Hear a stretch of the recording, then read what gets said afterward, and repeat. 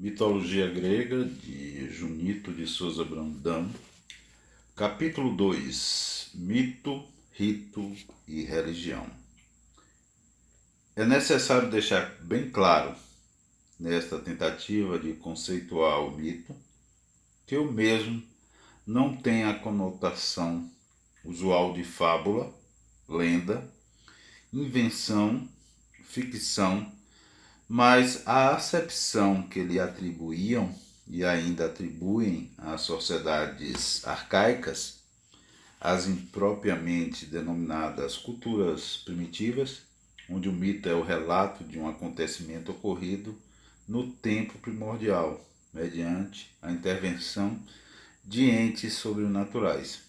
Em outros termos, mito, consoante Mircea Eliade, é o relato de uma história verdadeira ocorrida nos tempos dos primórdios, illo tempore, quando, com a interferência de entes sobrenaturais, uma realidade passou a existir, seja uma realidade total, o cosmo, ou tão somente um fragmento, um monte, uma pedra, uma ilha, uma espécie de animal ou vegetal, um comportamento humano. Mito é, pois, a narrativa de uma criação. Conta-nos de que modo algo que não era começou a ser. Em síntese, história verdadeira ocorrida num tempo primordial, intervenção de seres sobrenaturais e nova realidade, total ou parcial. De outro lado, o mito é sempre uma representação coletiva, transmitida através de várias gerações e que relatam a explicação do mundo. Mito é, por conseguinte, a parole, a palavra revelada, o dito. E desse modo, se o mito pode se exprimir ao nível da linguagem, ele é, antes de tudo, uma palavra que circunscreve e fixa um acontecimento.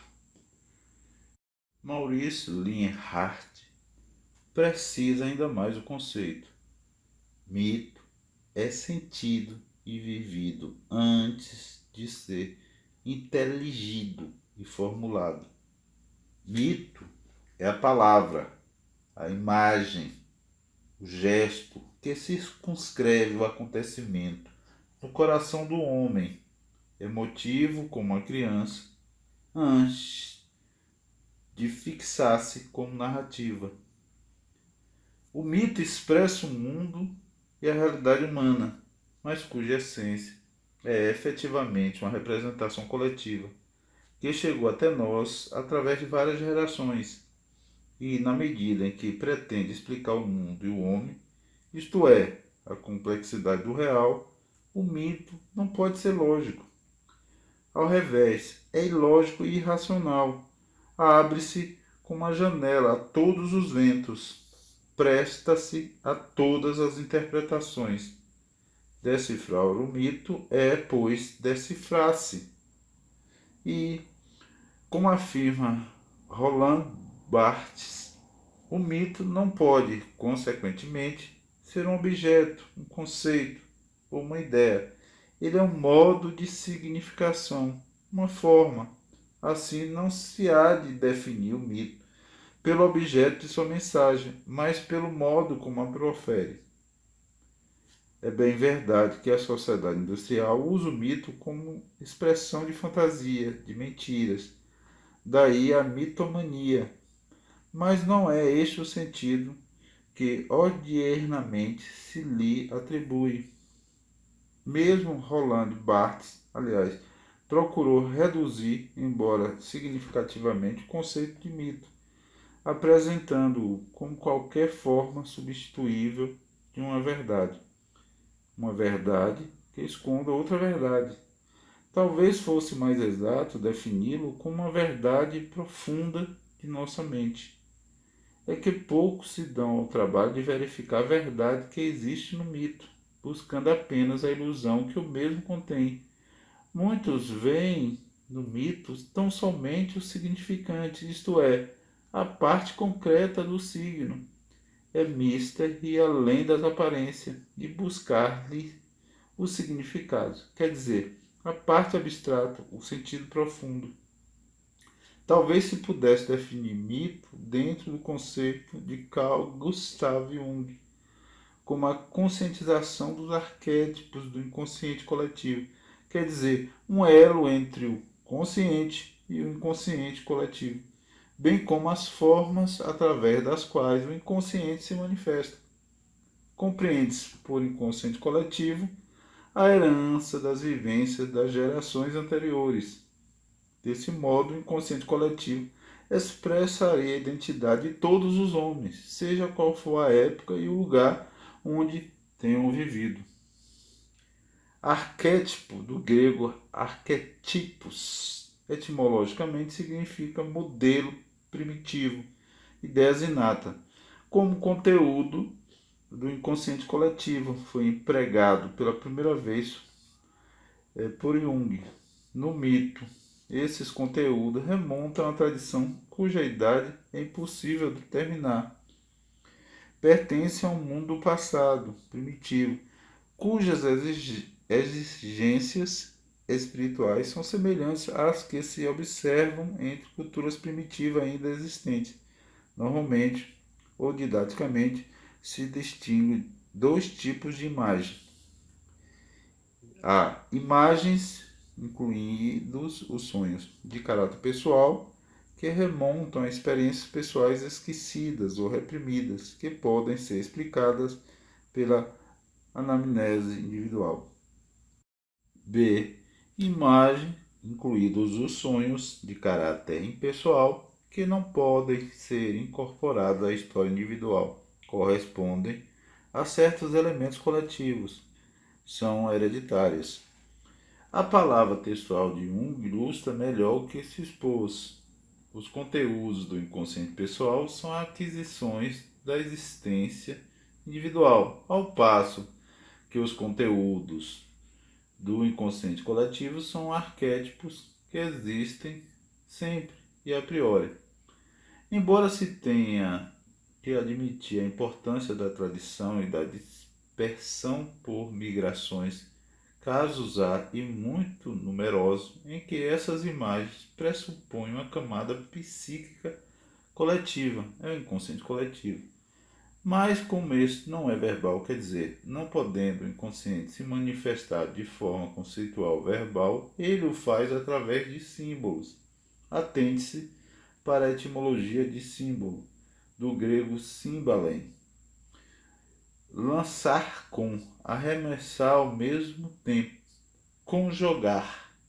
De início, o símbolo era um sinal de conhecimento, um objeto dividido em duas partes, cujo ajuste e confronto permitiam aos portadores de cada uma das partes se reconhecerem. O símbolo é, pois, a expressão de um conceito de equivalência. Assim, para atingir o mito, que se expressa por símbolos, é preciso fazer uma equivalência, uma conjunção, uma reunião.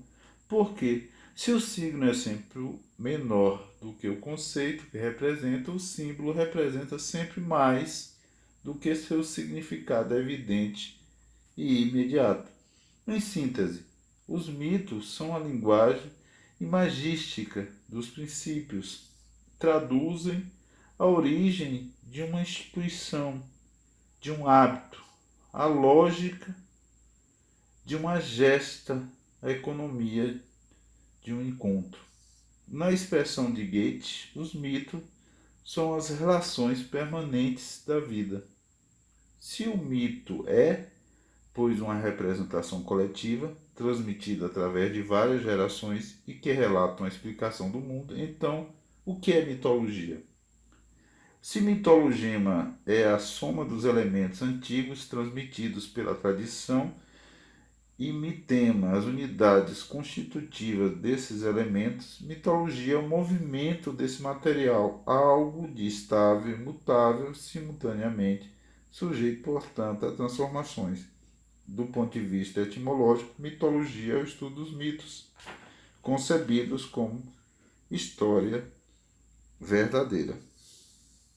Quanto à religião, do latim religione, a palavra possivelmente se prende ao verbo religare, ação de ligar, o que parece comprovado pela imagem do grande poeta latino Tito Lucrécio Caro, De Rerum Natura. Religionum animum nodis exoluere pergo. Esforço-me por libertar o espírito dos nós das superstições, onde o poeta epicurista joga, como está claro, com as palavras religio e nodus. Religião, ligação, e nó, uma outra ligadura. Religião pode, assim, ser definida como conjunto de atitudes e atos pelos quais o homem se prende, se liga ao divino ou manifesta sua dependência em relação a seres invisíveis tidos como sobrenaturais.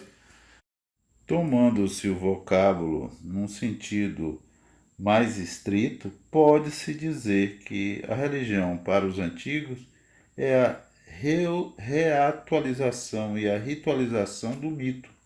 O mito possui, ao dizer de George Gusdorff, o poder de suscitar ou, ao menos, de reafirmar o mito. Através do rito, o homem se incorpora ao mito, beneficiando-se de todas as forças e energias que jorraram nas origens. A ação ritual realiza no imediato uma transcendência vivida. O rito toma, nesse caso, o sentido de uma ação essencial e primordial através da referência que se estabelece do profano ao sagrado. Em resumo, o rito é a praxis do mito. É o mito em ação. O mito rememora, o rito comemora.